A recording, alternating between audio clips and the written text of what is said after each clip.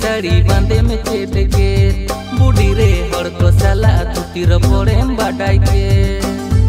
झिलकिली पीर साड़ी बांधे में चेट के बूढ़ी रे हर को साला तुतिर पड़े बाटाई के अमयलते टोला पड़ा थोड़ा कुमा अखबार इन दिने में लाडा कथा मोने को बार अमयलते टोला पड़ा थोड़ा कुमा अखबार इन दिने में लाडा कथा मोने को बार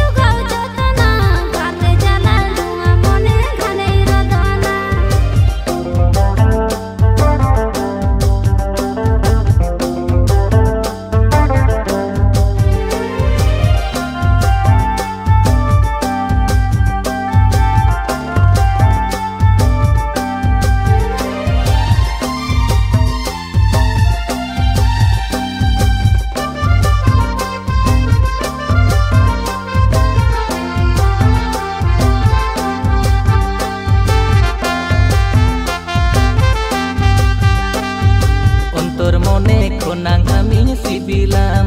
बुढ़ी रे अटाल कोड़ाम ताला आमिन दोहोगा अंतर मने खोनांग आमिन सिबिलाम बुढ़ी रे अटाल कोड़ाम ताला आमिन दोहोगा हिरिज बसिरी मने आमा मासे सारी गोटाई में अरा राता सिबिल दुलड़ नासे गोटाई में हिरिज बसिरी मने